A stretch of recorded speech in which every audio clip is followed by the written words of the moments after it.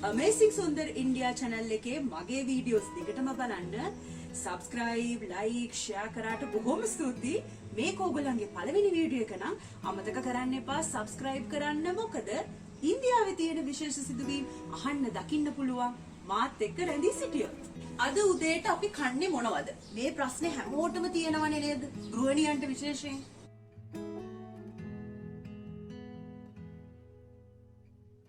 උදේට කන්නේ පාන්ද පාන් එක්ක පොල් සම්බෝල කනවද පිට්ටු හදනවද ඉදියාප්ප හදනවද කිඹුල බනිස් එකක් කාලා නිකන් ඉමුද වෙන මොනවද කන්නේ පොල් සම්බෝලේ බතුයි හදමු ප්‍රශ්න ගොඩයිනේ උදේ පාන්දර මේ මුකුත් නැහැ හිතන්න මං අද උප්මා හදනවා කියලා ප්ලාස්ටික් එකල තියෙන උප්මා එක හදාගන්න යන්නේ විනාඩි 15යි ගුණදායකයි හොඳේ ඊට පස්සේ ඒකට එළවලු ටිකක් දාගත්තොත් තවත් ගුණදායකයි උප්මා කියන කෑම ජාතිය දකුණු ඉන්දියාවේ උතුරු ඉන්දියාවේ දෙපැත්තෙම ගොඩාක් ෆේමස් කෑමක් මොකද ඉක්මනට හදන්න පුළුවන් අනික ඕනම කෙනෙක් කන්න කැමතියි ඒතකොට උප්මා කියන්නේ මොකද්ද දැන් මේ උප්මා කියන්නේ ලංකාවෙන් රුලම් වලින් හදන කෑමක් තමයි උප්මා කියන්නේ අපි එහෙනම් උප්මා හදන හැටි කියලා දෙන්නම් අද අමුද්‍රව්‍ය තමයි මේ අපිට උප්මා හදන්න අවශ්‍ය මේ ඕනේ රවා ඒ කියන්නේ රුලම් ඊට පස්සේ ඕනේ රට ලුණු ගෙඩියක් ඒ කියන්නේ බී ලුණු ගෙඩියක් හොඳටම චොප් කරලා චූටියට මේ තක්කාලි ගෙඩියක් එතකොට මේ තියෙන්නේ අමු මිරිස් කරල් ටිකක්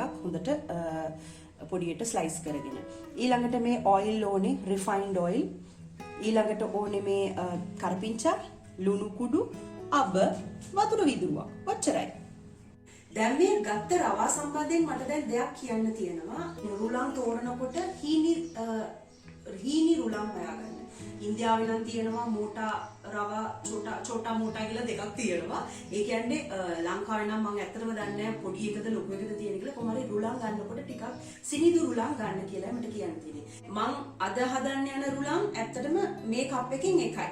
ඒ වුණාට දැන් සාමාන්‍යයෙන් අපි කඩෙන් රුලම් ගේනවනේ. ඒ ගෙනාවට පස්සේ රුලම් සාමාන්‍යයෙන් කබලේ බැඳ ගන්න ඕනේ. මේ පටන් ගන්න කලින් මේ process එක පළවෙනි තමයි මෙෂර් කරාට පස්සේ රුලම් ටික බැඳ ගන්න ඕනේ කබලේ.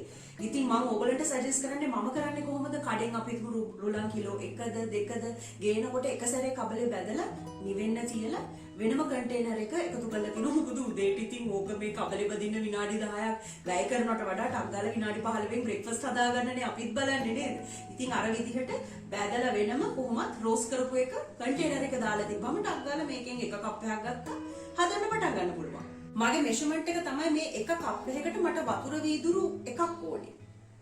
එතකොට ඔයගොල්ලෝ බලන්න කොහොමද ඔයගලන්ට ඕනේ කියලා මෙෂර්මන්ට් එක මොකද මේ වතුර එක නටව ගන්න ඕනේ. මේකට ඇඩ් කරන්නේ උණු වතුර මිස ඇල් වතුර නෙමෙයි මතක තියාගන්න. අපි දැන් මේ ඔක්කොම ෆ්‍රයි කරාට පස්සේ ඇඩ් කරන්නේ උණු වතුර.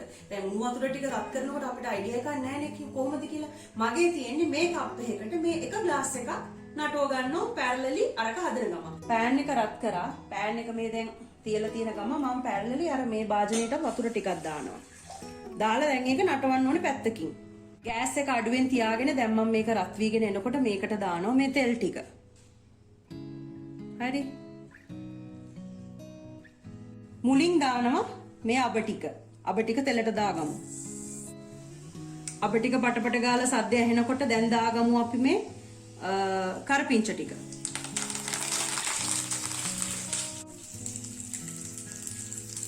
දැන් මම දාගන්නවා මේ අමු මිරිස් කරල් ටික.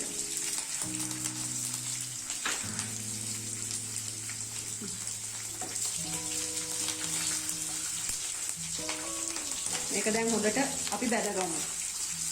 ඊට පස්සේ දැන් මේකට දාගන්න ඕනේ බී ලුණු ටික.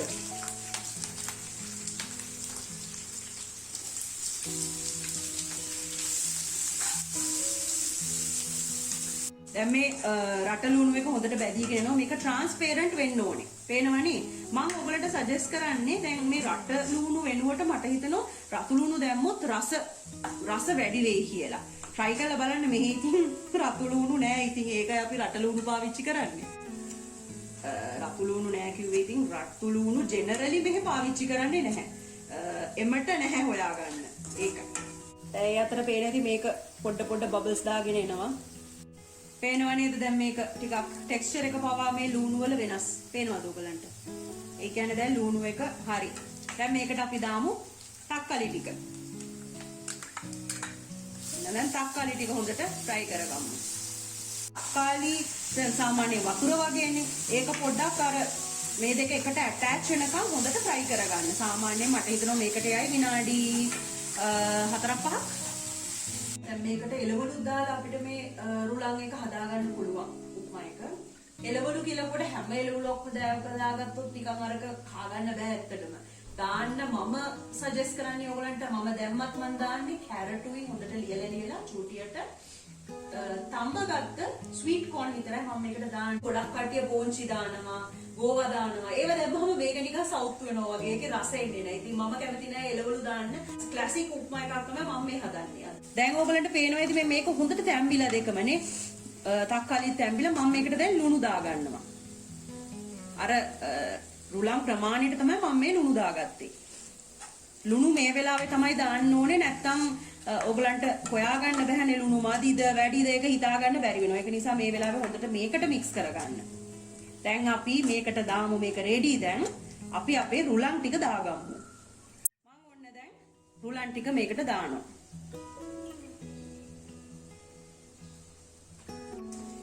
රුලන් ටික දාගෙන දැන් හොඳට අර තියාගත්ත අර බැදුම් ගොඩේ හොඳට මික්ස් කරගන්න ඕනේ. මේ පේනවද? බලන්න.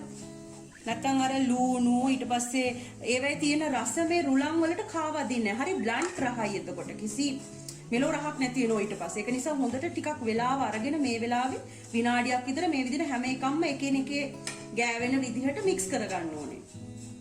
මේ වෙලාවේ මම ඔයගලට සජෙස්ට් කරන්නේ මේ වෙලාවේ ලුණු මදි නම් ලුණු දාගත්තොත් හැරෙන්න වෙන වෙලාවක් නම් අහුවෙන්නේ නැහැ. මම මේ වෙලාවේ චුට්ටක් මෙහෙම අරගෙන බලනවා මේකේ ලුණු තියෙනවද කියලා. දැන් මගේ එකට මම කාලා බැලුවා ලුණු ඇති. දැන් මේ වෙලාවේ ලුණු මදි කියලා හිතුණොත් මේ මුඩින් ලුණු චුට්ටක් දාලා ආයි වතුර දාන්න කලින් මේක හොඳට මික්ස් කරගන්න. දැන් ඉතින් මම විනාඩියක් විතර මේක හොඳට එහාට මෙහාට මික්ස් කරලා තියෙන. මේක මික්ස් වෙලා තියෙන. දැන් මේක තඹ ගන්න ඕනේ. වතුර රෙඩි. මම දැන් වතුර මේකට දානවා තඹ ගන්න. ගෑස් එක ඕෆ් කරා. මම දැන් මෙහෙම අල්ලගෙන මේක පැත්තකින් තියලා මේ විදිහට මේ හැන්දේ ටිකක් දෙන්න මම ඉස්සෙල්ලා හැන්දට දාගන්නේ. හරි. එහෙනම් මෙන්න මේ වටේට කොම් වලට දාගන්න. මැදට. ඕන්න හරි. ගෑස් එක හොඳටම අඩුවෙන් තියන්න ඕනේ. මේකට ඩිස්ටර්බ් කරන්න අවශ්‍ය නැහැ දැන්. ඔය තියෙන විදිහට මේකට සමතලා කරන්න. හොඳට වතුර උනා ගන්න ඕනේ. දැන් මේකට උනා ගත්තාම මේක හරි රෙඩි. දැන් මේක මේ විදිහට රෙඩි කරලා තියෙන්නේ. මේක වහලා තියන්න ඕනේ අපි සාමාන්‍යයෙන් විනාඩි තව 5ක් විතර කුක් වෙන්න. වෙලා යන්නේ නැහැ. හරි. දැන් මේක විනාඩි 5කට පස්සේ බලමු.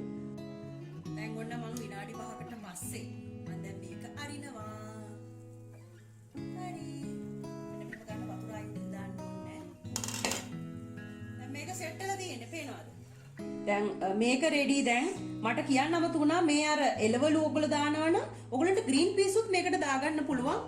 ඉතින් ලංකාවේ ග්‍රීන් පීස් නැති නිසා එච්චර මම ඒක එච්චර උනන්දුන්නේ නැති කියන්නේ. දැන් මම මේ විදිහට මේකෙන්ම මේ කෑලි කපලා වගේ තමයි සර්ව් කරගන්නේ. හරිද? ඔන්න බලන්න. මෙහෙම පැත්තකින් මේ මෙහෙම සර්ව් කරගන්න.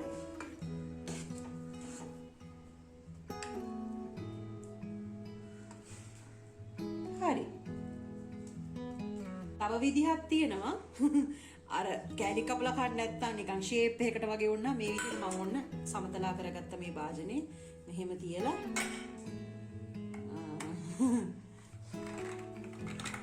ඔන්න අයින් කරනවා දැන් ෂේප් එක. ටඩා! උප්මා රෙඩි. කාලා බලමු. මම අර දැන් බාපු විදිහටම තමයි මේ දැන් උප්මා තියෙන්නේ. නෙමයි. ලුණු ගාන්ට අර වෙලාවේ ලුණු දාපු නිසා දැන් ලුණු වල අවුලකුත් නැහැ. නියමයි. Amazing Sundar India channel එකෙන් අපි හැමදාමත් ගේන්නේ interesting topic. ඉක්මනටම හම්බ වෙමු. Bye.